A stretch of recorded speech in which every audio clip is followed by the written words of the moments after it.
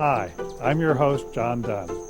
We're here at the Fawn Brook Inn in the Colorado Rockies to talk about a truly fascinating group of birds, hummingbirds.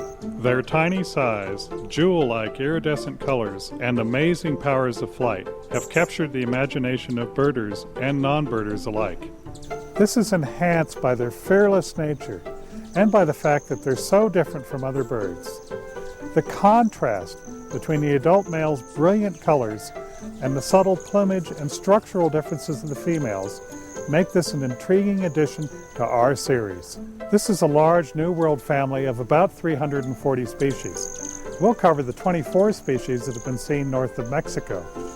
Most of these hummingbirds are migratory, and all have the potential to show up in surprising places. The combination of these nomadic habits and their attraction to suburban gardens and feeders creates a unique opportunity. In fact, almost anyone, anywhere, could have a rarity right in their own backyard, and it would be a shame to be unprepared for this event. And the goal of this video is to give you the tools you need to identify hummingbirds anywhere you find them, whether in your own garden or at one of the great hummingbird hotspots.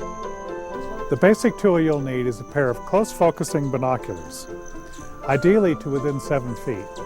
You'll also need to have access to a field guide, preferably one devoted specifically to hummingbirds.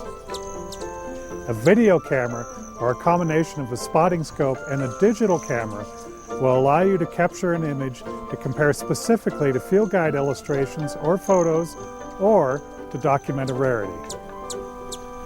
The challenge of getting a good view of such tiny, fast-moving creatures is one reason that feeding stations are the best environment for studying hummingbirds. There must be close to 50 hummingbirds around me right now. Whether in the wild or at feeders, hummers feed most actively in the early morning and evening hours.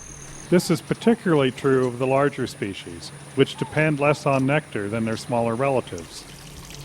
Hummingbirds love to bathe, and a fountain, mister, or natural waterfall make a great spot to observe and enjoy them. Adult males are usually the most predictable and easy to observe, often selecting conspicuous perches from which to advertise their presence and scout for rivals or prospective mates. Though in some cases, 1 or 2 critical field marks can confirm an identification, experts use a comprehensive approach based on a combination of characteristics. A bird's voice, wing sounds, even behavior can be more helpful than plumage markings, especially for females and immature males. For example, note the tail motion. This broad-tailed flicks its tail while feeding. Black-chins pump their tails fairly steadily, and this anise holds its tail relatively still. On the reference card included in your video, you'll find a moderately detailed generic line illustration showing the parts or topography of a hummingbird. Some of the terminology is peculiar to hummingbirds, so keep this card handy to help you with any unfamiliar terms. Let's spend a little time now discussing what characteristics to concentrate on to increase your skill level in identifying hummingbirds. Determining age and sex is often the first step towards identification, and we'll devote a lot of time to these differences. When there are conspicuous differences in the plumages of adult male and female hummingbirds, the females often appear quite drab and generic. Complicating this is the fact that immature males usually look more like females than adult males. In fact, you'll occasionally hear me use the term female plumage to group the females and immature males together. In general, immature hummingbirds in fresh plumage have buffy edges to the feathers of the upper parts. This is very distinct in this immature male broad-billed hummingbird, only 2 days out of the nest. Notice also the soft, loose plumage, so typical of a young bird. Immatures are often timid and unsure of themselves. Lacking the strength for sustained flight while feeding, immature birds often grab onto the plant material to rest, occasionally even dropping to the ground. Though most North American hummingbirds are small or tiny compared to other birds, relative size varies among the species. Differences between small hummingbirds, such as this black-chinned, and the relatively gigantic magnificent are obvious. But even within the smaller species groups, relative size difference is an important tool, especially at a feeder, which serves as a useful standard for comparison. Pay particular attention to the markings on the face and throat. Most hummingbirds have a white triangle or crescent behind the eye, but in some, this stretches into a postocular line or stripe. Is the line bold as in a blue-throated, or faint as in a female Costas? Does the spot or stripe contrast with the dark cheek patch? The throat or gorget area is another important identification feature. Is iridescence present, and if so, what is its color and shape? Is the throat plain, lightly flecked, or spangled, or dusky with a strong 5 o'clock shadow? The outline of this dusky area is often useful in identifying immature males. Notice how this immature male Costa's gorget has distinct lobes at the sides, while the lower border of the black-chin's gorget is straight. Bill length and shape are among the best clues to a hummingbird's identity. Let's compare the superficially similar female white-eared and broad-billed hummingbirds to demonstrate this point. Both have a white postocular stripe, dark cheek, and reddish at the base of the lower mandible. But when the length and shape of their bills are compared, we realize that these two are very different species. Back color is seldom an important field mark for identifying hummers, simply because they're almost all some shade of green. The underparts offer better clues for identification, and it's important to note the color and pattern of the throat, breast, flanks, and belly. Hummingbirds have 10 primary feathers, which are numbered from the innermost, P1, to the outermost, P10. The shape of the tips of the outer primaries can be helpful in distinguishing some otherwise similar birds. Fortunately, the wings can often be studied at close range and in a leisurely manner while the bird is perched at a feeder. Tail length and shape can be important clues in identification. Does the tail extend past the folded wings? Is it rounded, double-rounded, notched, or forked? The tail feathers, too, are numbered from the central pair, R1, to the outer pair, R5. The width and contours of these individual feathers can be critical, as in distinguishing rufous and allens. The precise patterns of green, gray, rufous, black, and white can also be important field marks. I realize that you don't have the luxury of freezing these little guys in flight, as we will, but don't despair or get frustrated. Often the bird will return regularly to a particular feeder or twig. Watch for the bird to fan its tail while preening or stretching. Hummingbirds molt their feathers once a year, and it's easy to notice primary molt when the bird is perched, as in this male blue-throated. Understanding how and when hummingbirds molt their feathers can be useful in identification. There are pitfalls to avoid when viewing hummingbirds. I'm going to mention several here, but we'll go over them again as they pertain to a particular species. The chameleon-like qualities of the iridescent plumage of hummingbirds is both beautiful and frustrating. You may see colors not depicted in any field guide from one angle, and no color at all from another. Even the non-iridescent feathers may show false colors reflected off feeders or foliage. And nesting females may show narrow dark bands across their breasts from turning in the nest, or dark stains on their throats from feeding young. The pollen hummingbirds carry from flower to flower often create false field marks, such as the yellow forehead and chin seen on this male broadbilled. Iridescence, reflection, wear, and pollen produce temporary changes in color. But some variations are permanent. A snow-white hummingbird with pink eyes and bill is pretty obviously an albino. But partial albinism, which causes some feathers to be white while others are normal, and leucism, which causes an overall washed out or pastel appearance, could make you think you're seeing a different species. Such birds are often identifiable by size, shape, voice, and behavior.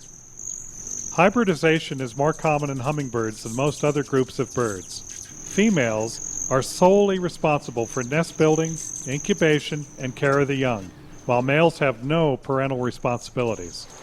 A female waits until her nest is almost completed to seek out a mate, so if she doesn't find a male of her own species, she may not have time to be too picky. Adult male hybrids are relatively easy to identify, but female and immature male hybrids may cause a lot of confusion. Several species of sphinx moths feed at hummingbird flowers and could possibly be confused with hummingbirds by the casual observer. A final note. The vast majority of the birds you'll see are free-flying wild birds. A few are of captives on exhibit at the Arizona Sonora Desert Museum. When this is the case, it'll be noted on screen. Some of the head and spread tail close-ups were taken by researchers during ongoing study sessions. Not a single bird was captured for this video. All right, that's enough of this introductory stuff. Let's move on to the next level. The hummingbirds that occur in the United States and Canada can be divided into two basic categories by size, and even further by plumage colors and patterns. The most familiar are the small species, in which adult males sport a brilliant metallic gorget that contrasts with a non-iridescent breast. Among these are species with rufous or cinnamon in the tail and underparts, and those that are predominantly green and gray. The less familiar small hummingbirds are basically tropical species of limited occurrence in our area. Then there are the larger species, which are quite diverse and more difficult to pigeonhole. Our first major group of small hummingbirds is those with rufous in the tail and underparts. Although adult males are often dramatically different, female plumage birds are quite similar and pose an identification challenge to even the keenest of hummer watchers. The brilliantly iridescent gorget covering the chin and throat of adult males may be orange, red, purple, or violet. Females and immature males may show distinct throat markings that suggest the shape of the gorget of adult males. The tails of females and immature males are boldly patterned in rufous, black, green, and white. These are mostly western species, though some members of this group occur east of the Rockies on a regular basis. These birds are currently divided into 5 genera: Selasphorus, Stellula, Athis, Calothorax, and Califlox. The genus Selasphorus is the second most widespread hummingbird genus in North America. 3 species, Rufous, Allen's, and Broadtailed, occur in our area. All 3 have long tails with relatively narrow feathers, as well as distinctive wing sounds in adult males. Rufous and Allen's have the brightest rufous markings. In fact, adult male Rufous may show green only on their crowns and wing coverts, while adult male Allen's are extensively green on the back with rufous rumps and tails. The strong colors and contrasts extend to the plumage of females and immature males, which have extensive rufous markings in the tail, a bright rufous wash to the underparts, and even a wash of rufous over the bronze-green spangles of the throat. Throat markings of these female plumage birds tend to be concentrated along the margins of the gorget, and in immature females the center of the throat may be immaculate creamy white. The less colorful broad-tailed is also a member of the genus Selasphorus. The adult male has little rufous in his plumage, but he makes up for it with an oversized tail and musical wing trill. 2 closely related species in this group are also the tiniest birds to occur north of Mexico. The Calliope is the sole member of the genus Stellula, while the Bumblebee, apparently an accidental visitor from Mexico, is one of 2 members of the genus Athis. Their short bills and tails set them apart from other members of this group. The first of our small rufous and green hummingbirds, the Rufous hummingbird, is the one North American species most likely to turn up anywhere. They've been recorded in every state but Hawaii and in most Canadian provinces. These restless creatures make one of the longest migrations in proportion to body size of any bird, up to 2,700 miles one way. Spring migration takes place mostly in the Pacific Flyway and begins well before winter ends, with the first adult males arriving in southern Oregon as early as late February. By late May, they've reached the northern edge of their breeding grounds in south coastal Alaska. The northern breeding season is short, and some adult males will be on their way south by the end of June. Many in fall migration often follow a more easterly route, passing through the Rocky Mountains and the Sky Island Mountains of Arizona, New Mexico, and western Texas, and into the Sierra Madre of Mexico. A few venture even farther east, making fall the best season to watch for Rufous passing through the Great Plains and Midwest. In fact, Rufous usually appear in the eastern states after the summer resident rubythroats are all but gone for the season.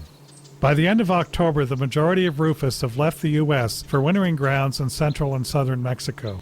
But at least a few hundred spend each winter at feeding stations and winter blooming gardens in the southeastern U.S. The timing and route of how this and other western species reach the Gulf Coast is a matter of some debate.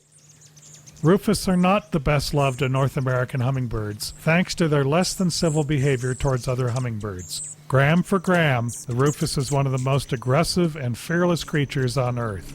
Even youngsters mere weeks out of the nest launch relentless attacks on rivals for access to flowers and feeders. During late summer in the western mountains, the air is filled with the constant bickering of rufous as they make life miserable for broad-tailed Calliopes, black-chins, and even much larger magnificents. Even the very large blue-throat is not exempt from harassment. On the breeding grounds, male rufous may perform spectacular dive displays for a female or rival male, accompanied by popping sounds that may come from the narrow tail feathers. The typical calls of rufous are hard, dry chips. Listen to these typical call notes. In combat, a high-pitched shriek, often punctuated with sharp zee-zuppity-zup, zee-zuppity phrases during encounters with other hummers, distinguishes it from more mild-mannered relatives such as broad-tailed and Calliope. The outer primary feathers of adult males taper to sharp points, which create a loud metallic whine in flight.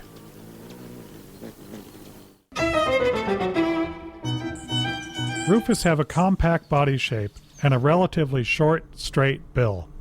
The tail is moderately long, extending beyond the folded primary tips. R4 is shorter than R3, which gives the tail a graduated or somewhat pointed shape. The gorget of the adult male is fiery scarlet to orange, though at some angles you may see yellow-orange or even chartreuse. The white breast and sides of the neck create a collar that contrasts strongly with the gorget, which often appears blackish.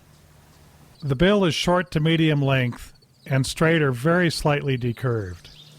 The upper parts may be entirely rich rufous, lightly flecked with bright green, or in a few with extensive areas of solid green on the shoulders and upper back. The sides and flanks are washed with bright rufous, creating a vest-like effect with a narrow whitish midline. The tail feathers are sharply pointed and rufous, with extensive purplish black at the tips. We'll cover the exact shape of these feathers in greater detail when we compare to its sister species, Allen's. Adult female rufous have creamy white throats, with dull golden bronze spangles along the edges, and a central patch of brightly iridescent feathers similar in color to the male's gorget.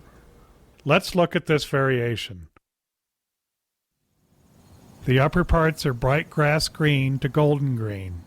Adult females typically have white underparts washed with bright rufous on the sides and under tail coverts. This rufous contrasts with the white breast, creating a white forecollar and median stripe. Some of the bright color even shows on the edges of the lower back, where each green feather may have a broad rufous border. The long, rounded tail extends beyond the tip of the folded wings. The central tail feather, R1, may appear entirely green or show a dusky tip and broad rufous edges near the base. The next feather, R2, is mostly rufous at the base and often shows a slight indentation near its dully pointed green and black tip. R3 through R5 are banded in rufous, green, and black with white tips. The outer primary, P10, has a narrow rounded to wedge-shaped tip. The shapes of the tail feathers and outer primaries are important characteristics for comparison with other members of this group, and we'll cover them in greater depth later.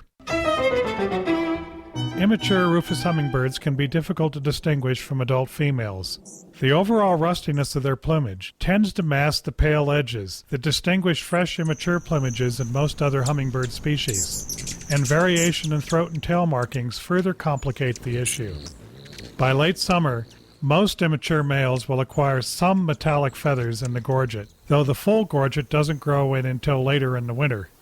The pattern in which those feathers appear varies widely and may seem almost random.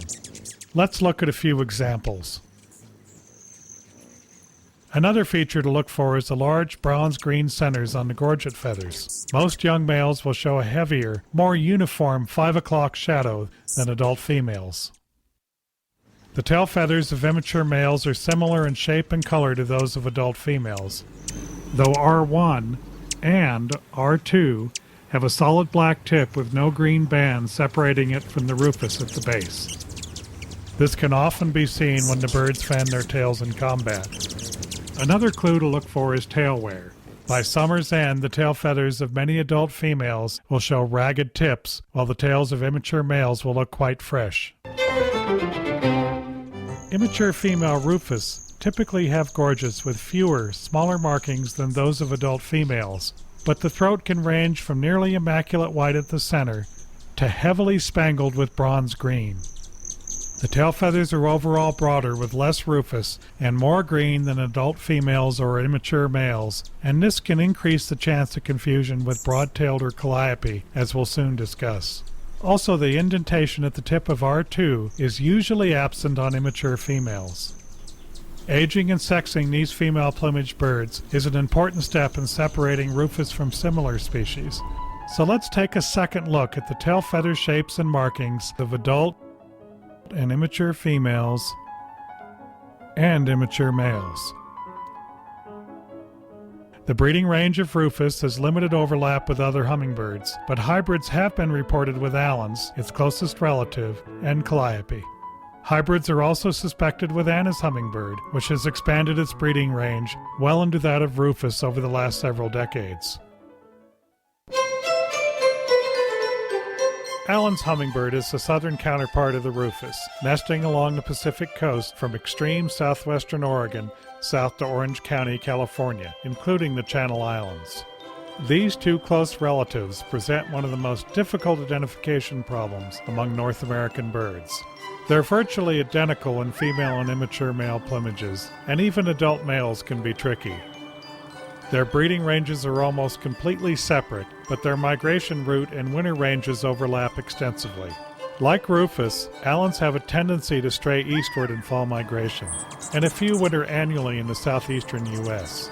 This confusing situation is why we often use the generic term Rufous Allens for some rufous and green hummingbirds.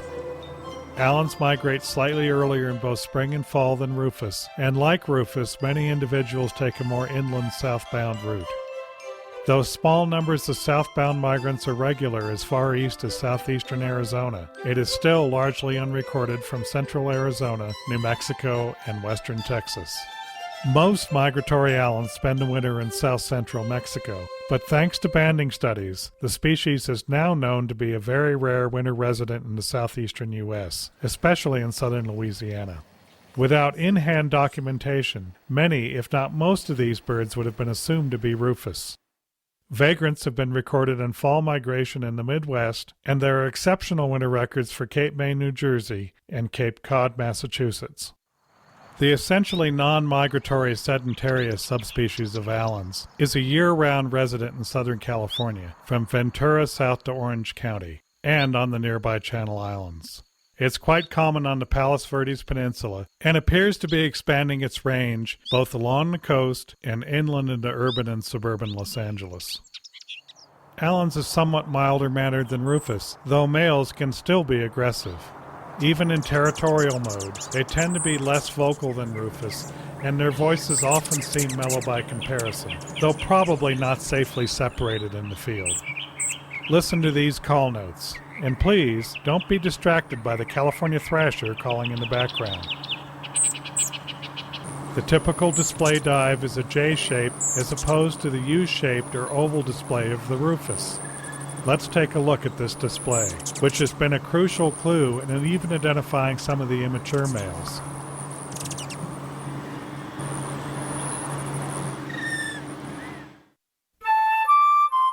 Allens is virtually identical to rufous in overall shape and size, though the tail average is slightly shorter. Adult male Allens are, of course, green-backed, which separates them from the rufous back of the adult male rufous hummingbird. Well, I wish it was that simple. The problem is that the amount of green in the back of adult male rufous hummingbirds is highly variable. In a tiny percentage, the back will be virtually identical to adult male Allens. This is complicated by the fact that some Allens males show at least a few rufous back feathers, as you can see in this example. The most reliable field marks are the width and contours of the tail feathers. In Rufous, R5 is narrow and knife-like, while in Allen's this feather is reduced in width to little more than a spike. R2 is also narrower and smoothly tapered, without the sharp notch characteristic of Rufous. These differences can be seen when the birds fan their tails in combat. When we see a green-backed adult male Rufous Allens during fall migration in Arizona, we like to see the stiletto-thin R5 to confirm the identification as an Allen's. Adult females and immature males of the two species show similar but more subtle differences in the tail. Let's use our illustrations to compare tail feathers. Notice the notch or margination in R2 on this adult Rufous female. On an Allen's female, R2 is narrower, smoother, and does not show the notch. A good photo of the fanned tail of a fighting or preening bird may show the diagnostic characteristics well enough to confirm identification, but in-hand measurements are the most reliable documentation. Immature females are hardest of all to identify, even in hand, and on a few may not be separable based on present knowledge. The key point to remember is that in general, female plumage birds should be recorded as Rufous Allens, unless detailed photos of the spread tail or measurements are available for confirmation. As we noted, there are two subspecies of Allen's hummingbirds. The non-migratory Sedentarius has a slightly longer wing, tail, and bill than Sasson, and adult females have paler Rufous sides with more green mixed in than either the migratory Sasson or Rufous females. Hybrids have been reported with Rufous, Black-chinned, and Annas.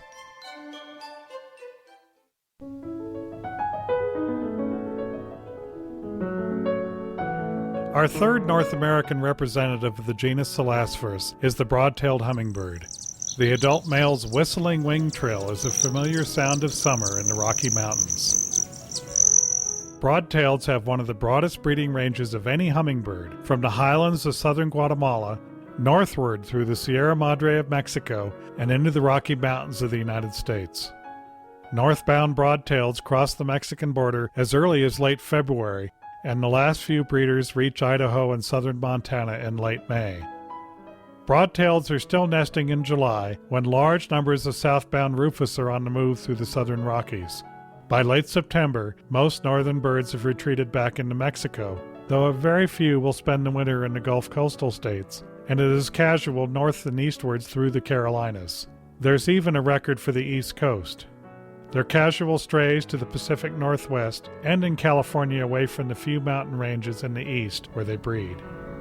A note about terminology. Though Selasphurus species is often used when the possibilities have already been narrowed to Rufous or Allens, this term is most appropriate when broad-tailed is also a possibility.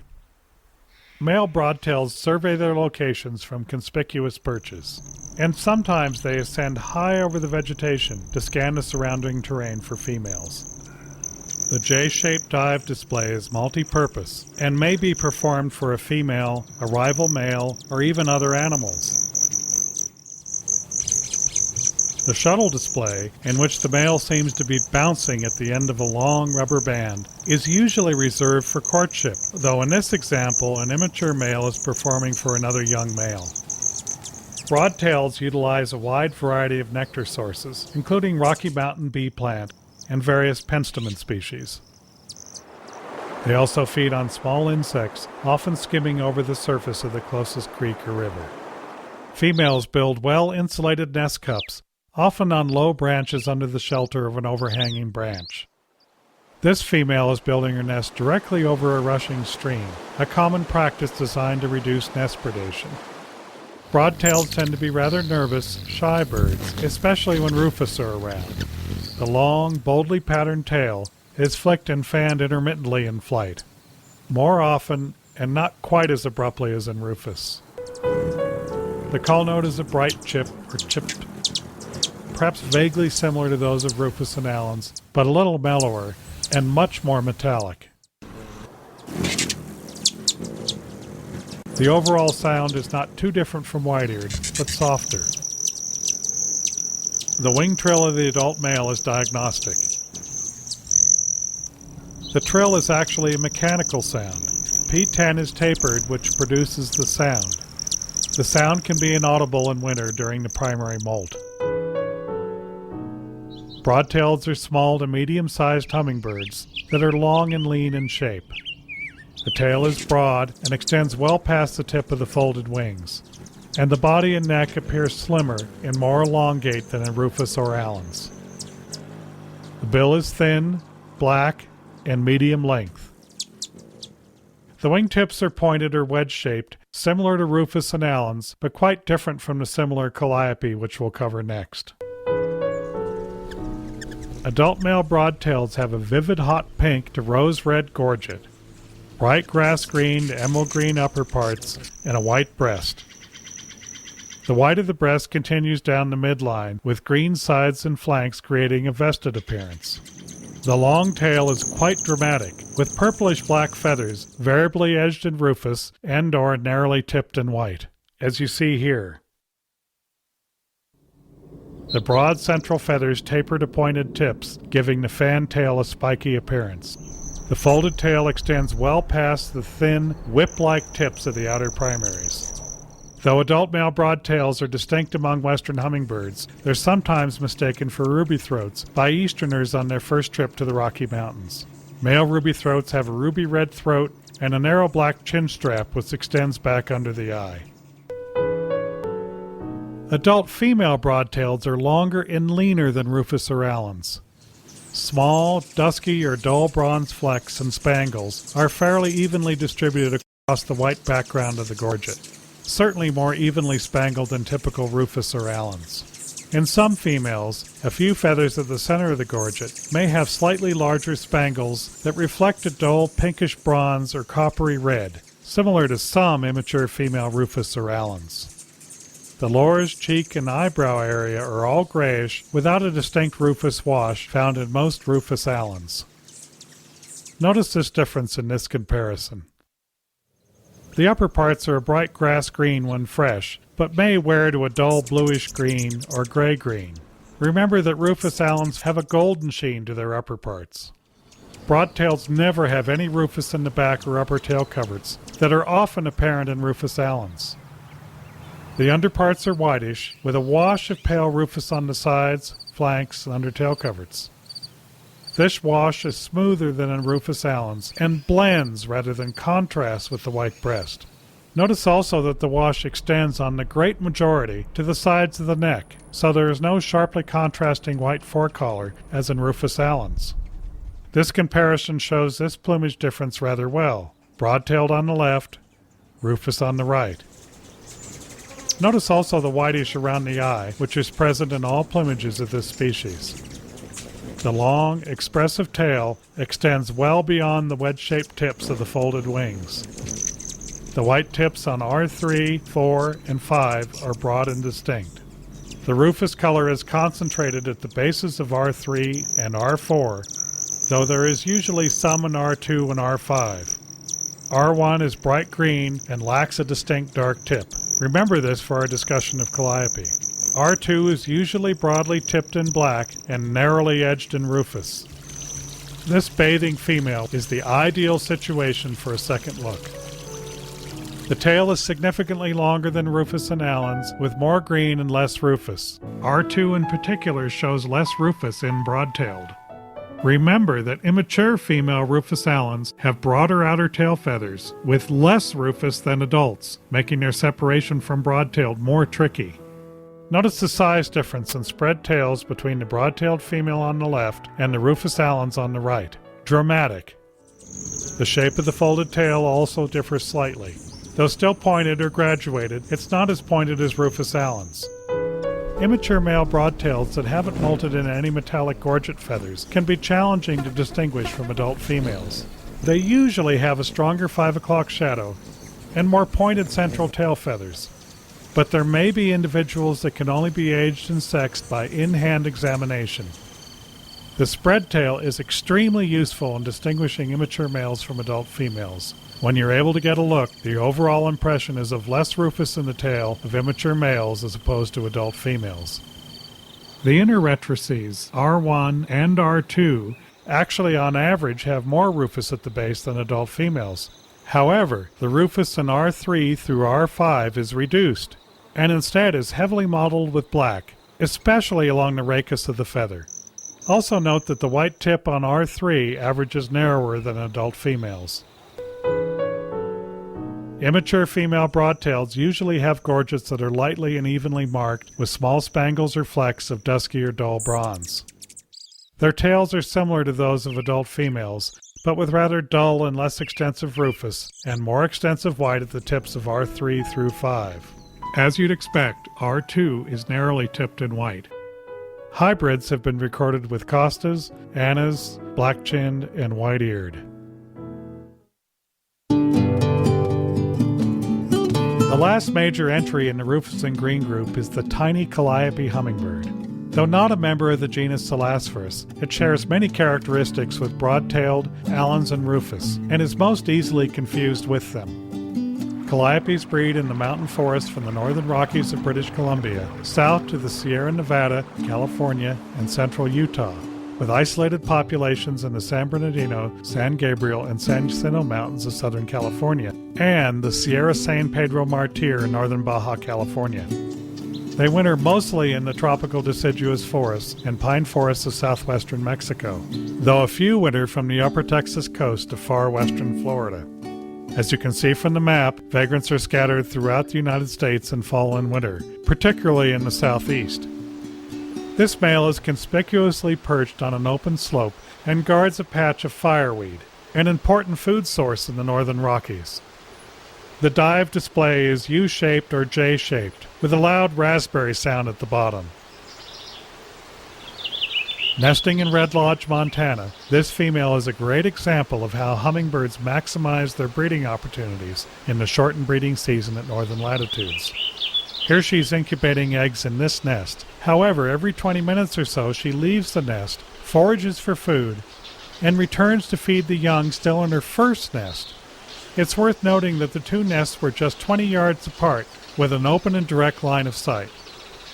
In migration, Calliopes tend to be relatively shy and retiring, usually giving way to aggressive broadtails and rufous, though they can be very aggressive among members of their own species, and an occasional male will terrorize other birds at a feeding station for a few days before moving on. Their short bills allow them to take nectar from insect-pollinated flowers that are often ignored by other hummingbirds. Long tube flowers present a challenge to a short-billed hummingbird, and this frustrated Calliope is cheating by taking nectar through the base of this flower in Mexico. Their small body size and bee-like flight may also help them avoid confrontations. The tail is usually held still and folded in flight, often angled down, but may be cocked upward, perpendicular to the body, while the bird is hovering at a flower. Their calls are similar to those of the broad-tailed, but quieter and less metallic. Let's listen while we view a sonogram. Compare with the hard chip and zee-zuppity notes of this quarrelsome rufous and the louder broad-tailed. Males weigh less than a dime, making this the smallest breeding bird in the United States and Canada. When you're small, even by ruby-throated hummingbird standards, life is full of challenges. Watch as this female plumage bird hovers to drink from a feeder, while other hummingbirds perch comfortably. Shape is one of the best field marks for Calliope. These tiny birds have a compact body shape with a short square tail that usually doesn't reach the wingtips. This Calliope and broadtail bathing side by side helps show just how small the Calliope is. You can also see the obvious size difference in this example. Notice this difference in this comparison. The head is large and seems to sit directly on the shoulders. The bill is thin and quite short, only slightly longer than the rest of the head, though longer in females than in males. The wingtip is blunt and curved.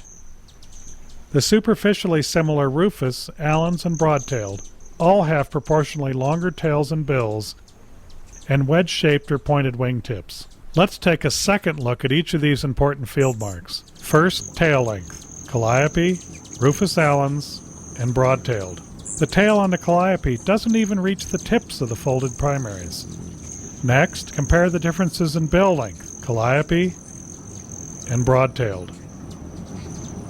And now the shape of the wingtip. The wing of this Calliope is blunt-shaped and curved, while both broad-tailed and Rufous-Allens have narrower, straighter wingtips.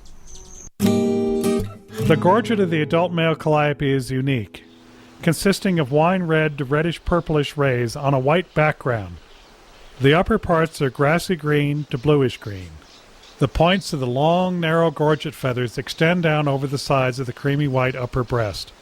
The white continues down the midline, and the feathers of the sides and flanks are washed with green centrally, giving them a slightly scaly appearance. The tail feathers are broad and dull grayish with limited rufous edging on the outer 3 to 4 pairs of feathers. The outer pair may have smudgy whitish tips, similar to those seen in some male broadtails. The central tail feathers are narrow at the base and broaden before tapering abruptly to spade-shaped tips, a feature unique to all ages and both sexes of Calliope.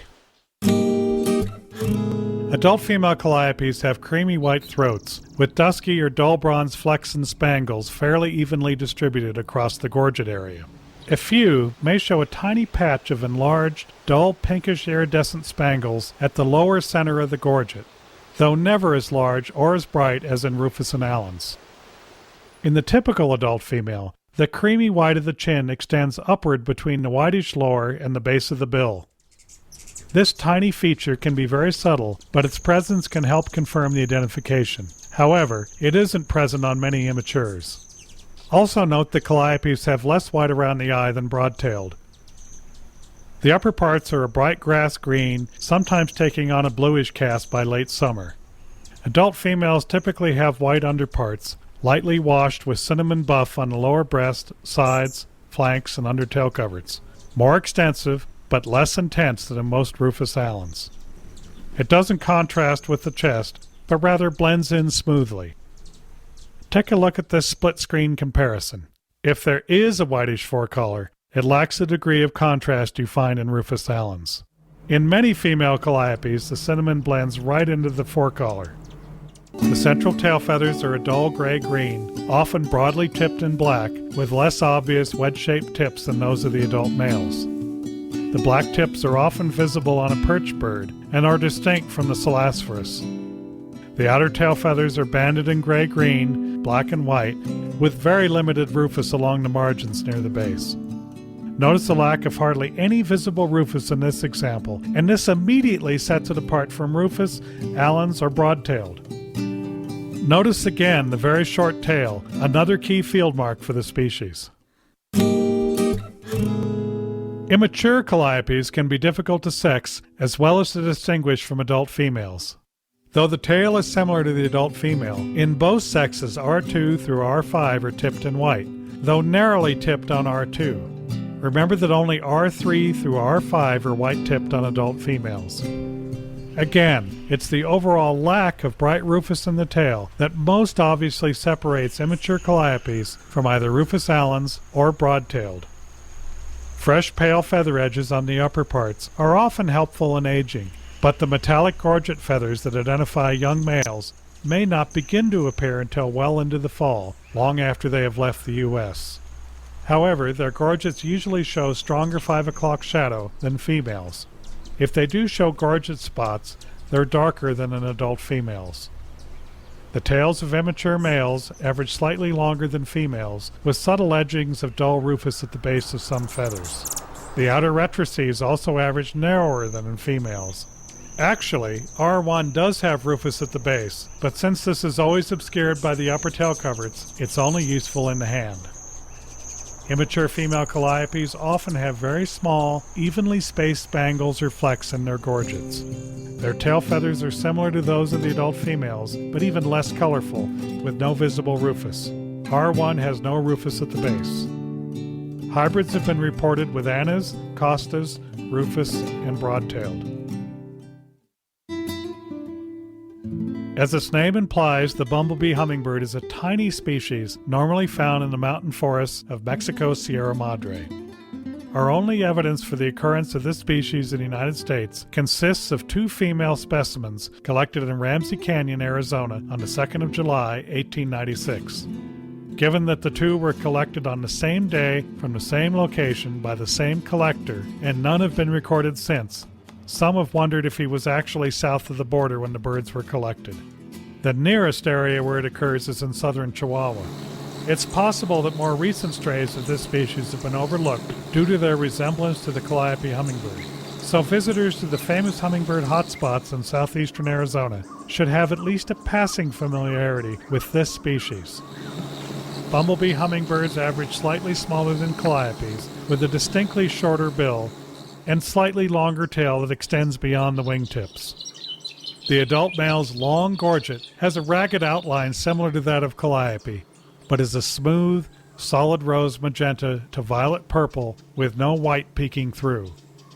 Another important difference between adult males of the two species is that the tail of the male bumblebee is boldly banded in rufous, black and white, more like a female rufous than a male Calliope. The green central tail feathers lack the spade-shaped tip seen in Calliope, instead tapering smoothly to a point. Adult males also have narrowed outer primaries that create an insect-like buzz in flight. Any bumblebee hummingbird seen in the U.S. is likely to be a female or immature male, which also have tail markings similar to those of the adult male. The outer primary of female plumage birds is narrow, with a rounded tip, not broad and blunt as in Calliope. Tiny size, compact shape, extremely short bill, and bright tail markings, more like a female Rufus or Allen's, is the combination to look for in any suspected bumblebee hummingbird. Before we move on, let's take another look at the members of the Rufous-Green group. Calliope is the smallest with the shortest tail, while broad-tailed is the largest with the longest tail. Rufous and Allen show the brightest rufous in the plumage, especially in the tail. Continuing, Rufous and Allen show the brightest rufous sides that contrast boldly with the white breast and forecollar. While on broad-tailed and Calliope, the color is duller, more extensive, but more blended.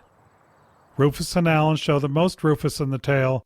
Broad-taileds may have very little rufous in R5, while Calliopes show little or none anywhere in the tail. The face is washed with rufous over bronze green in Rufous and Allen's, especially in the lower, cheek, and eyebrow. These areas are grayish and broad-tailed in Calliope. Gorget markings are boldest and most unevenly distributed in Rufous and Allen's. Broad-tailed and Calliope have duller, smaller, more evenly distributed gorget markings. Our second major group of small hummingbirds have medium to light gray underparts, often with significant green on the sides. In females and immature males, the tail is banded in gray-green, black and white. The gorget of adult males may be red, purple, or violet. As in Selasphorus and Stellula, females and immature males may show markings in the gorget.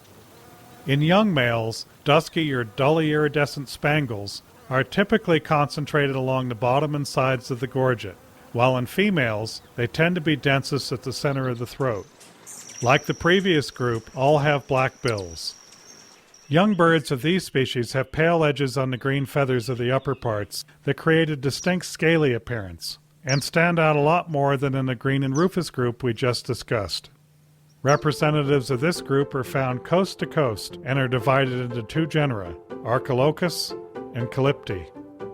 The more widespread genus is Archilochus, which consists of the closely related ruby-throated and black-chinned hummingbirds. Adult males have green crowns, black borders on the upper edge of their iridescent gorgets, and deeply notched to moderately forked blackish tails. Female plumage birds are extremely difficult to separate from each other. They have tails with strongly contrasting bands of green, black, and white, and may show non-iridescent dusky markings in the gorget. The key distinguishing feature of this genus is in the wing. This is subtle, but with a close enough view it can be seen when the bird is perched. Look carefully at the folded wing, and you'll see that the inner primaries on Archilochus, P1 through P6, are narrower than the outer primaries. Let's look at this again, this time with an illustration. Note how the innermost primary, P1, is much narrower than P9, and the feathers in between are graduated in width. Even if you can't see the edges of the individual primaries, you may still be able to see how the line formed by the central shafts of the primaries curves towards the trailing edge of the folded wing. And broad-tailed, this line is more centered between the leading and trailing edges of the wing. We'll revisit this feature when we get to the genus Calliope.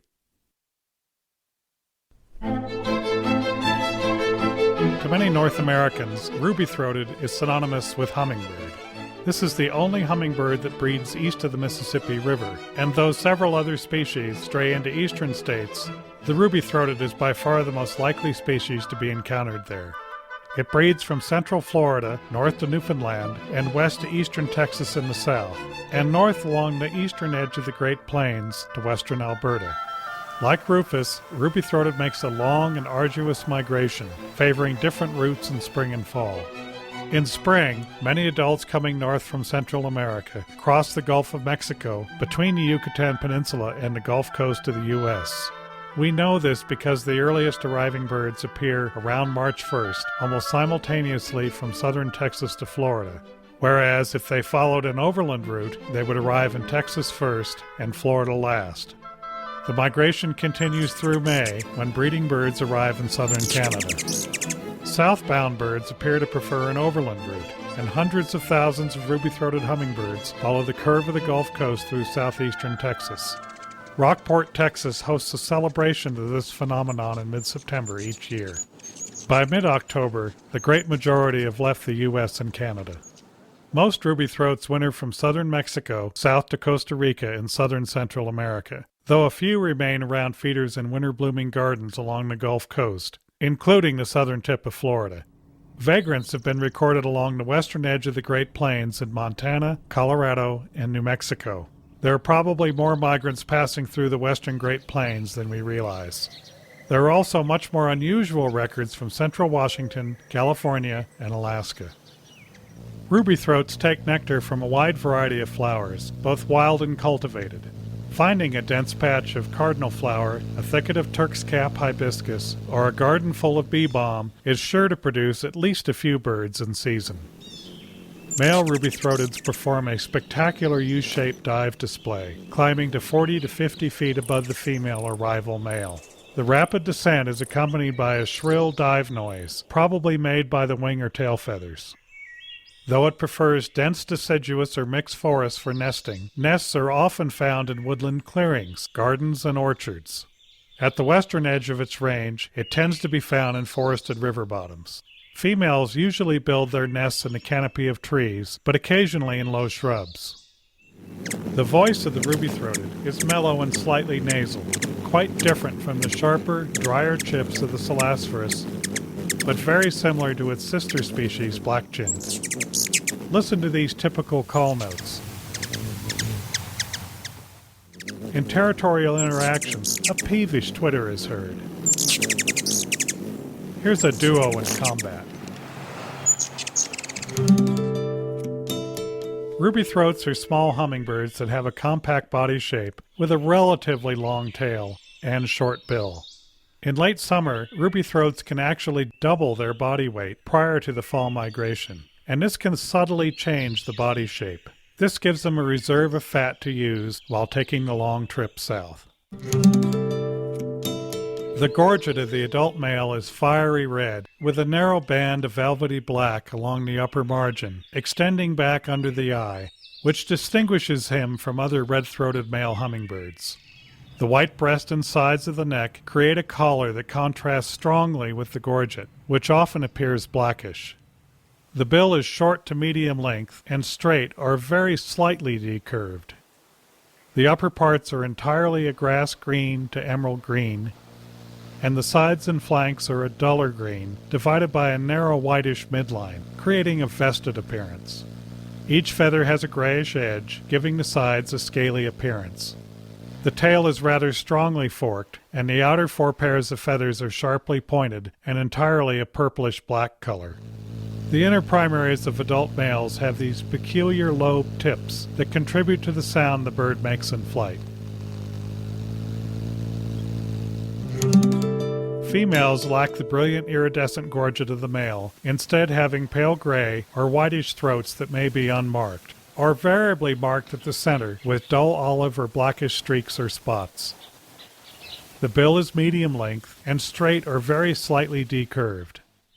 The upper parts are a bright grass green to occasionally a golden green from the forecrown to the tips of the central tail feathers, while the underparts are the same color as the throat, usually with a wash of darker gray or dull green along the sides and flanks. Adult females often show a distinct tawny patch on the flank. This is duller and much less conspicuous than the coloration seen in females of the Rufous-Green group we just covered. The outer primaries of the wing are slightly curved, and the outermost feather, P10, has a narrow, rounded tip. The long, distinctly notched tail extends well beyond the tip of the folded wings. The outer feathers are narrow and banded in green, black, and white, and the tip of the outermost feather, R5, tapers abruptly to a rounded point. The exact shapes of the outer primaries and tail feathers are important characteristics for comparisons with other members of this gray-green group, and we'll cover them in greater depth later. Immature males are very similar to adult females, but they typically show a stronger 5 o'clock shadow. By late summer, most immature males will acquire some metallic scarlet feathers in the gorget, though the complete gorget does not grow in until during the winter. The pattern in which these feathers appears varies widely and may seem almost random. Let's look at a few examples. Immature males can also be distinguished from adult females by the buffy feather edges on their upper parts, bills that average slightly shorter than those of females, and proportionately longer tails. Immature female ruby throats are similar in bill length and gorget markings to adult females, but have buffy feather edges on the upper parts, and more rounded tips to their outer tail feathers. Let's compare the tails of adult and immature females and an immature male. Note the slightly more rounded tip to R5 in the immature female. Now, compare the heads. The crowns of both the immature female and the immature male show a scaly pattern not evident in the adult female. The buffy feather edges that create this effect are characteristic of fresh plumage and wear off over time, and older immatures will lose much of their scaly appearance prior to migration. Some immature ruby throats of both sexes show a strong tawny wash to the underparts, reminiscent of Calliope hummingbirds. This could pose a problem in identification, but remember that female-plumaged Rufous allens and broad-tailed have bright rufous at the bases of the outer tail feathers, and the less colorful Calliopes have much shorter tails than ruby-throated. Because the breeding range of ruby-throated has little overlap with any other species, hybridization is virtually unknown. Possible hybrids with black-chinned have been reported, and adult male hybrids between black-chinned and other species often show a narrow black chin strap that resembles ruby-throated. The black-chinned hummingbird is the western sister species of the ruby-throated. Though adult males are reasonably straightforward to separate, female plumage birds present one of the most difficult ID challenges to North American birders. It breeds over much of the western U.S., including a wide range of habitats, from mountain woodlands to desert scrub. It's abundant in the southwest, even common in urban areas, where it visits feeding stations and gardens, and often nests in close proximity to people. In northern and central Mexico, black-chins are found throughout the year. Migratory birds begin arriving on their breeding grounds in the southwestern U.S. in early March, and migration continues through May, when they reach their northern limits in Washington, Idaho, and southern British Columbia. Southbound migration begins in mid to late summer, and enormous numbers pass through central and western Texas, southern New Mexico, and southern Arizona in August and early September. Most northern black-chins leave the U.S. by mid-October, retreating as far as southwestern Mexico. But the species is a rare winter resident in the southeastern U.S., where they actually may be more numerous than wintering ruby throats, at least on the Gulf Coast, and create potential identification problems. In spite of its abundance from spring through fall, the species is considered casual in winter in California and the southwest. Black-chins take nectar from a wide variety of sources, varying more by availability than by preference. In the breeding season, territorial males perform a spectacular dive display for females and rival males. The male zooms upward at about a 45-degree angle, traveling 15 to 30 feet before turning around and following his original path back down toward the object of the display, making a strange whinnying sound as he passes through the bottom of the arc, then ascending to complete the arc. This action may be repeated many times before the male breaks off or switches to the shuttle display, which consists of short, rapid looping flights like a horizontal figure eight. Let's watch as this male pulls out all the stops in wooing a reluctant female hidden in this woodpile.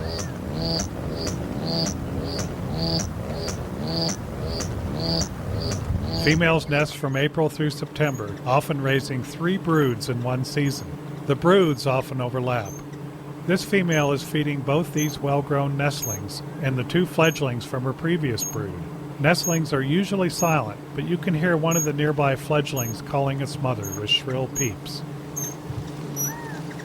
The nest itself takes several days to complete.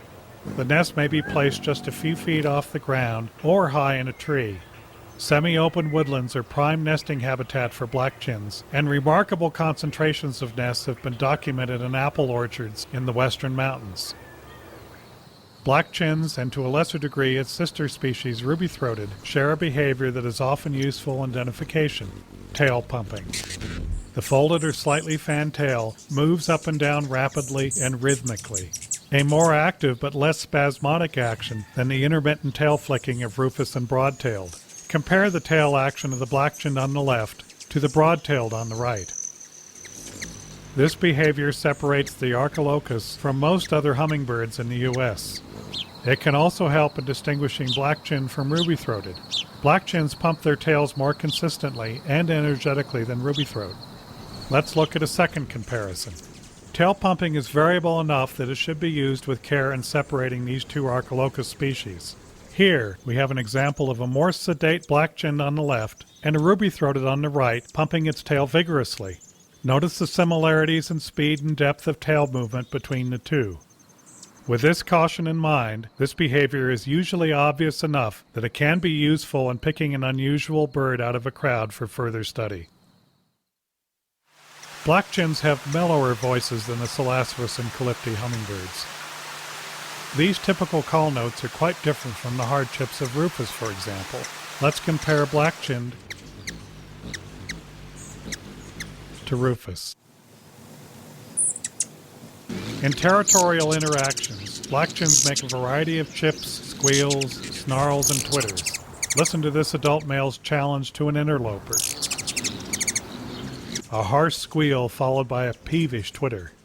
These calls are quite similar to those of ruby-throated, which is unfortunate considering how closely they resemble each other, but are often helpful in the West, where black-chinned is found among more distantly related species. Mechanical sounds can also be helpful in identification. Notch tips on the inner primaries make a distinct nasal whine in adult males. This sound is less noticeable in adult females and immature males, but with practice it can be distinguished from the normal wing hum of similar species. Now listen to this female's wing sound.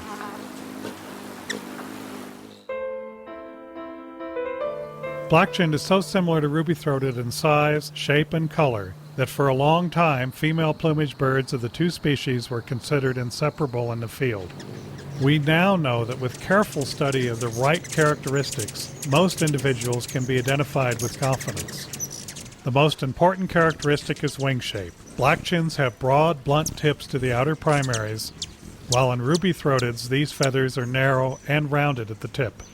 Compare the shape of the outermost primary, P10, of the black-chinned on the left, with the same feather of the ruby-throated on the right. This is an important field mark, so let's take another look at this feature using an illustration. Black-chinned blunt, ruby-throated thinner and tapered. Though most noticeable on P10, as you can see it applies to the other outer primaries as well. The overall effect of these primary tip differences is that black-chin's folded wing is uniform in width from base to tip or widens slightly at the tip, while the ruby-throated's wing tapers towards the tip. The outer primaries in black-chinned are also slightly more curved than in ruby-throated, but this can be hard to see. Given a really good view, you can see a difference in the shape of the inner primaries as well. These feathers are also more tapered on ruby-throated than black-chinned, and often show the hint of a notch on the inner web. This notch is lacking on black-chinned. Bill shape and length can also be helpful. Black-chins have slightly decurved bills that average longer than those of ruby-throated. Compare the black-chinned female on the left with the ruby-throated on the right. Males have shorter, straighter bills than females, so it's important to compare birds of the same sex. Here are immature males of both species. Be aware that bill length and curvature vary among individuals of each species, and there is a lot of overlap. This characteristic is even more helpful when comparing black-chinned Anna's and Costa's hummingbirds, and we'll revisit this when we discuss these species. Another useful characteristic is the length and shape of the tail. Black-chins have a shorter tail than ruby-throats, with a shallower notch, as you can see in this comparison. Remember that bill growth in young birds and wing or tail mold in birds of any age can complicate these issues. A word of caution is in order. Black-chins that breed from southern Texas to central Mexico, as well as some individuals of western populations, are slightly smaller and have shorter bills, which makes them even more similar to ruby-throated. In such cases, primary shape and subtle differences in plumage color are the only reliable field marks.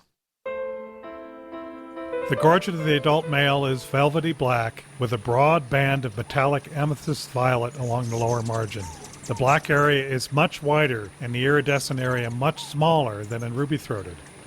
The iridescent violet is visible mainly from directly in front of the bird, and from most angles the head appears entirely black, contrasting with the white collar. The bill is medium length to long and nearly straight to noticeably decurved. The upper parts are a moderately grass green to emerald green, and the sides and flanks are a duller grayish green with a narrow whitish midline. As in ruby-throated, the sides may appear scaly or shingled. The inner primaries of adult males have sharp notches that create a distinctive dull whine in flight we heard earlier. The tail is deeply notched, and the outer four pairs of feathers are sharply pointed and purplish black with an olive-green wash at the tips. When visible, the gorgets of each species are unmistakable, but when a bird is viewed from behind, characteristics of tail and wing may be your best clues. As in ruby-throated, female black-chins have pale gray or whitish throats that may be unmarked or variably marked at the center with dull olive or blackish streaks or spots. The bill is long and slightly to distinctly decurved. The upper parts are mostly grass green to a golden green and average duller than ruby-throated. The forecrown is dull grayish to tan and again duller than ruby-throated. At least to my eyes, the wings of ruby-throateds appear a little more blackish than black-chinned. The underparts are pale gray, usually with a wash of darker gray or dull green along the sides. Female plumage birds often have a patch of tawny coloration on the flank, much less extensive than the rufous or peachy wash seen in the members of the Rufous-Green group, but pretty similar to some ruby-throats. The slightly notched tail extends to, or slightly beyond the tip of the folded wings. The shape and color of the outer tail feathers are similar to that of adult female ruby-throated, though the tip of the outermost feather, R5, averages slightly more pointed. The shape and color of the tail feathers will be important considerations when we compare black-chinned to female plumage Calliope hummingbirds. Immature males are very similar to adult females, including the pointed tips of the outer tail feathers, but they typically have heavier gorget markings, especially along the sides and lower margin. Often each feather of the throat is marked with a dark line or spot at the center, creating a 5 o'clock shadow effect. By late summer, most immature males show some velvety black and metallic violet feathers in the gorget. This immature male shows lines of heavy stippling on the gorget with a few all-dark feathers peeking through. These are metallic violet, though you can't see it from this angle. Immature males without these adult feathers in the gorget can be distinguished from adult females by the buffy feather edges on the upper parts, and bills that average slightly shorter than those of females. The outer tail feathers are pointed, as in the adult female, but the inner ones are sometimes distinctly pointed as well. Young female black-chins have more rounded outer tail feathers than adult females. Notice how the tip of R5 is quite rounded in the immature female on the left, while that of the adult female on the right is quite pointed. As you'd expect, R2 is narrowly tipped with white. Also, like immature males, immature females show pale feather edges on their upper parts. In mature birds, these edges are less conspicuous and indicate fresh plumage. This adult female, nesting in May, completed her molt just before spring migration and still shows narrow, crisp edging. By late summer, these edges will have worn away and her back will look more uniformly green. A common and widespread species such as black-chinned has many opportunities to meet and interbreed with other species. Hybrids have been recorded between black-chinned and ruby-throated, Annas, Costas, broad-tailed, Allens, Lucifer, and blue-throated. The genus Calliope, consisting of Annas and Costas hummingbirds, is largely confined to the far west and southwest. They have a chunkier, larger-headed look than Archilochus. Adult males have iridescent crowns, the same color as their gorgets. As in Archilochus, females may have markings at the center of the gorget, but these are often brightly iridescent from the right angle rather than dull blackish or olive. The tails of female plumage birds are banded in dull gray-green, black, and white. The primaries are more uniform in width than in Archilochus. Let's take a moment to review this characteristic. Notice how the tips of this black-chinned's primaries become progressively wider toward the tip of the wing, while in this Costas the inner primaries are about as wide as the outer ones. Anna's hummingbird is the quintessential urban hummingbird of the West Coast, where it breeds from late winter through early summer in the mild climate along the coast. Its adaptability to urban environments has been influential in its expansion across the Southwest and into the Pacific Northwest. Though not reported nesting in Arizona prior to 1964, it is now a common breeder in desert cities such as Phoenix and Tucson, and a rare breeder in far western Texas. It's also pushed north along the Pacific coast to breed on the southern tip of Vancouver Island in southwestern British Columbia. Non-breeding birds are casual north to south coastal Alaska. They're also regular in winter eastward to the upper Texas coast and southern Louisiana. Vagrants have been reported over most of western and central North America, particularly in fall and winter. In fact, as you can see from the map, wandering Anna's hummingbirds can be expected almost anywhere in North America. Annas take nectar from a wide variety of sources, including native desert, chaparral, and woodland plants. Males maintain territories year-round, mostly through singing, chattering, and displaying rather than physical confrontation. In the breeding season, territorial males sing and perform spectacular dive displays for females and rival males. Females begin nesting in December in California, even earlier in Arizona. The nest is typical for North American species, though urban females often camouflage their nests with odd materials such as paint chips, cigarette paper, and bits of plastic. Anna's is often confused with black-chinned, and we'll discuss those plumage differences shortly, but the two species are fairly easy to separate by their flight behavior. Notice that Anna's holds its tail relatively still, while black-chins pump their tail almost constantly. Annas are highly vocal birds. The typical call note of both sexes is a sharp chip, often in a series, not too unlike the familiar sound of a typewriter. Well, it used to be familiar, but then I'm dating myself. As you listen to the call notes of this foraging male, note the similarity to Rufus Allen's, though Anna's is a little harder. In comparison to broad-tailed, the chips are less metallic. It's completely different from the soft chew of a black-chinned. Now, listen to the distinctive hoarse war cry of this territorial male.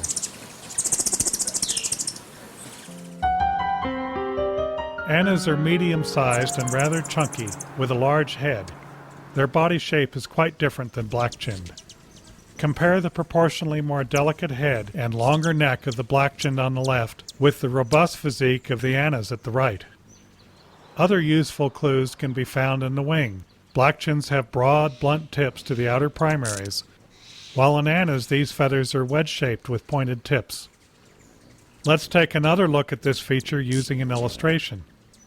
As we've already pointed out in our overview section on genera, another important difference is the more uniform width of the primaries in Annas compared to the increasingly narrow inner primaries of black-chinned. Bill shape and length can also be helpful. Anna's bills are shorter and straighter than those of black-chinned. Compare the black-chinned female on the left with the Annas on the right. Remember that males have shorter, straighter bills than females, so it's important to compare birds of the same sex. The adult male sports a matching gorget and crown that are a brilliant rose red when fresh, aging to copper red or even a reddish bronze. The gorget extends backward in two narrow lobes that can be quite long in older males. The upper parts are entirely a grass green to emerald green. Broad whitish edges on the green feathers of the sides and the flanks give the underparts a scaly appearance. The tail is deeply notched. Notice how the central tail feathers fall far short of the tip of the tail, looking more like extra long upper tail coverts. The outer four pairs of tail feathers are medium to dark gray and rounded at the tips. Like female Rufous and Allens, adult female Annas have a rough-edged patch of iridescence at the lower center of the throat. This patch is usually triangular, but may be oval or diamond-shaped. Older females show the largest gorget patch, and some matriarchs may have iridescence over nearly the entire gorget area. Each feather has a smaller area of iridescence than the feathers of the male's gorget, but the color is similar. The rest of the gorget is mottled grayish, darker than either of the Archilochus females. The upper parts are entirely a grass green to emerald green. The underparts appear otherwise quite dusky, with a good deal of olive green mixed in the sides and flanks that produce a rather scaly appearance. This is distinct from the pale gray underparts of black-chinned, and for that matter Costas, as we'll cover shortly. The undertail coverts are also dusky, with faint flecks of bronzy green. These darker flecks are normally absent in black-chinned. It's also important to try and note both the shape and pattern of the tail when identifying female plumage green and gray hummingbirds. Anna's tail feathers are broad and round. Black-chins have narrower, more pointed tail feathers. Here are females of both species.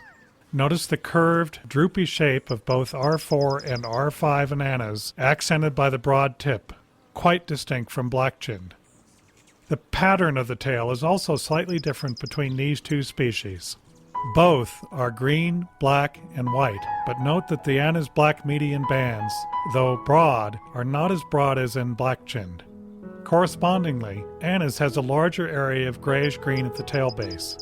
Let's take a second look at this difference. Note also that R3 shows only narrow and often indistinct white in the tip, certainly less than black-chinned. Again, Anna's on the left and black-chinned on the right. The gorget of immature males is a dingy mottled gray, without the crisp spangles typical of immature males of the species we've already covered. The grayish cheeks can average slightly darker than in females. By midsummer, many young males will show quite a few bright rose-red feathers, and by early winter their gorget and crown will be nearly complete. The shape of the outer tail feathers is similar to that of adult females, but immature males typically show a dark line extending along the shaft of the feather into the white tip of R5. This can often be viewed from below while the bird is perched.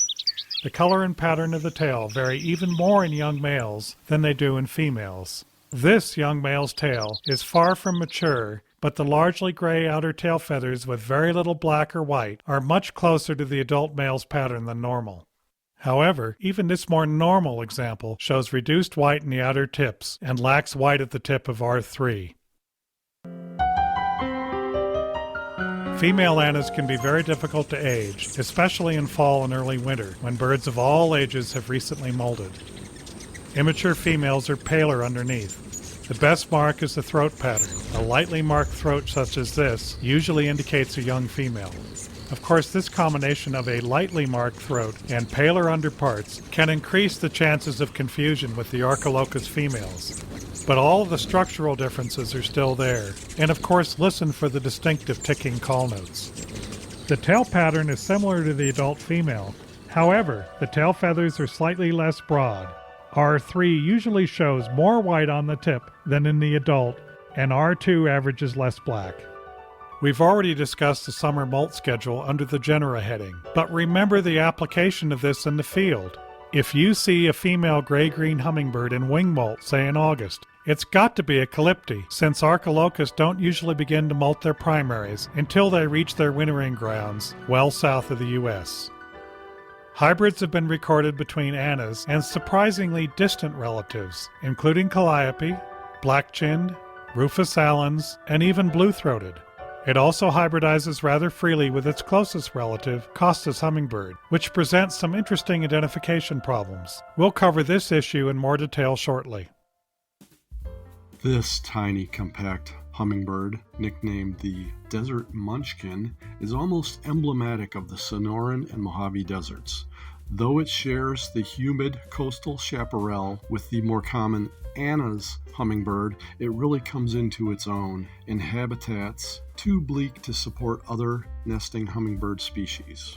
Costa's breeds from the coastal chaparral of southern and central California east through the Mojave and Sonoran deserts to the edge of the Chihuahuan Desert in extreme southwestern New Mexico and north to the Great Basin Desert of southern Nevada. Though not as strongly migratory as many small hummingbirds, Costa's makes some interesting seasonal movements. Some birds are present year-round across much of the Sonoran and Mojave deserts and along the Pacific coast of Southern California. In late winter and early spring, migrants move north to breed in southern Nevada and along the central California coast. A few individuals travel even farther. The species is casual in spring and summer as far north as western Oregon. Most Costas disappear from the northern Sonoran Desert in early summer, but just where they go is something of a mystery. Many probably go west to the Pacific coast of California and south into Baja, where they mix with resident populations, while others apparently head south along the eastern coast of the Gulf of California, or southeast into the high deserts and mountains. In late summer and early fall, a few can be found in the highlands from southeastern Arizona south into the Sierra Madre Occidental of Mexico. And non-breeding birds have been found along the Pacific coast of Mexico south to Jalisco. Costa's does not wander as widely as Anna's, but vagrants have strayed casually north to these states and east to these. Many of Costa's favorite nectar sources are classic desert flowers, including ocotillo, fairy duster, penstemons, and tuberosa. But they take nectar from insect-pollinated flowers as well. Long tube flowers present a challenge to a short-billed hummingbird, and this frustrated Costa's is cheating by taking nectar through the base of the flower. Nectar is often rare in the desert, and reliable spring-blooming flowers such as ocotillo and tuberosa are critically important resources for early nesting Costas. In hovering flight, Costas pump or wag their tails frequently, unlike Anna's. Now let's compare this with black-chinned. Black-chinned's tail wagging looks stronger as a result of the longer tail, but they're very similar. Males survey their territories from prominent perches, often at the very top of a shrub or tree. The open desert habitat allows plenty of room for the dive display. The male starts with a few low passes near the object, then ascends to begin a series of high vertical loops. The whistled song begins on the descent, reaches its greatest intensity at the lowest point of the dive, then fades out as the male climbs to begin another loop. Compared to other small hummingbirds, Costas have weak, shrill voices. The typical call is a soft, dry, metallic tinking. Listen to the single chip notes of this female compared to Anna's harder, typewriter-like chip, and the mellow chew notes of black-chinned and ruby-throated. The male's song is a shrill whistle, most often heard during the dive display.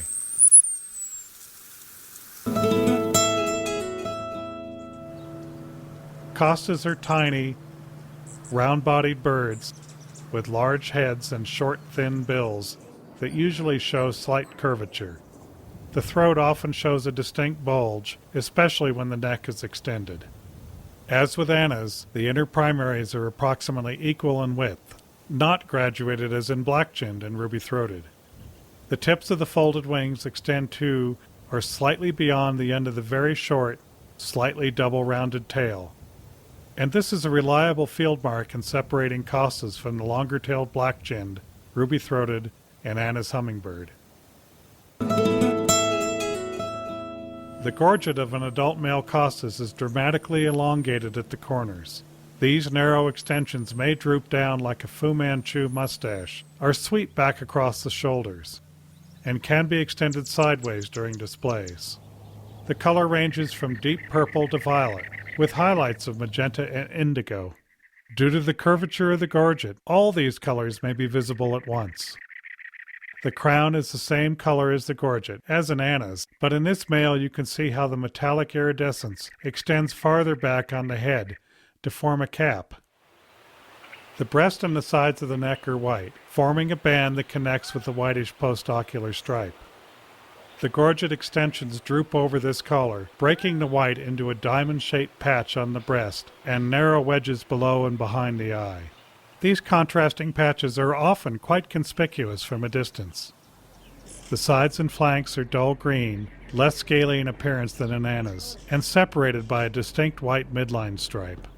The notched tail barely reaches the wingtips. The outer 4 pairs of tail feathers are gray, and the outermost pair is very narrow, pointed, and curved at the tip. It's hard to confuse an adult male Costas with any other species, even Anna's, its closest relative. But hybrids are a potential source of confusion. We'll cover that issue a little later.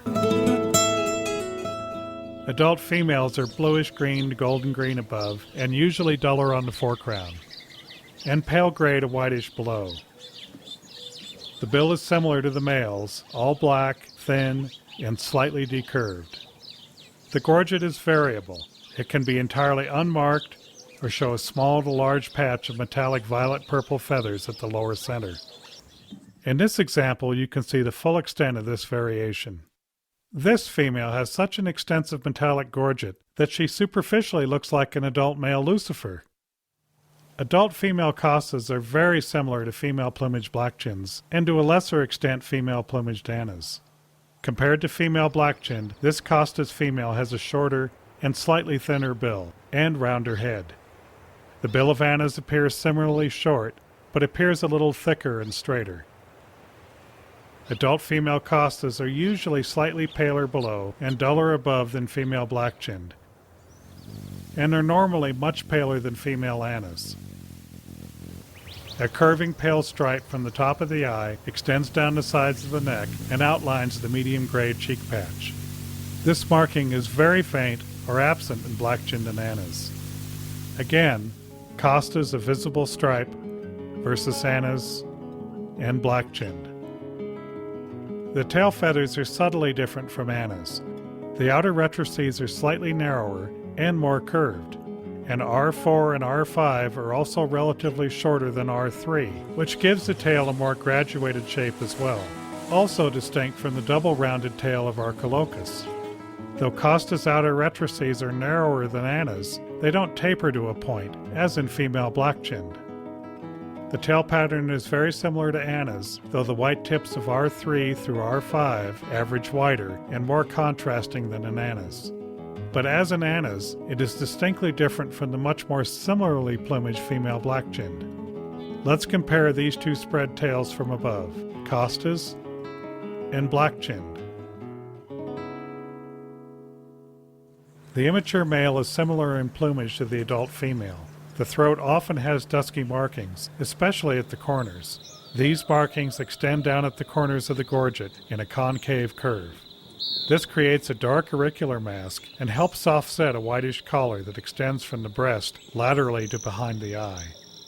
This male, hatched in the Arizona Sonora Desert Museum's hummingbird aviary, left the nest just 8 days ago. The dusky markings, though visible, aren't as strong as in the previous example, but he already has a crescent of metallic violet at the base of his throat. 5 months later, his gorget and crown are almost complete, but a few grayish feathers give his age away. Compare his gorget with that of a mature male with a fully developed mustache. The tail shape and pattern is also like the adult female, though R5 is narrower and a close look will reveal a thin line of black that extends distally into the white tip along the shaft of R5, as in Anna's. Immature females are very similar to adult females, though there will often be a small white tip on R2. Also, like immature males, immature females show pale feather edges on their upper parts. The most common hybrid combination involving Costa's hummingbird is with its closest relative, Anna's. Adult male hybrids usually appear closer in size to Anna's, but distinct purplish tones in the gorget and crown, longer, narrower extensions to the gorget, and a faint whitish midline stripe are evidence of their Costa's heritage. Let's take a minute to summarize the important structural, behavioral, and vocal differences in separating female plumage birds of the 4 species of gray-green hummingbirds. Tail movement during hovering flight. Chip notes. Bill length. Tail length. Primary shape.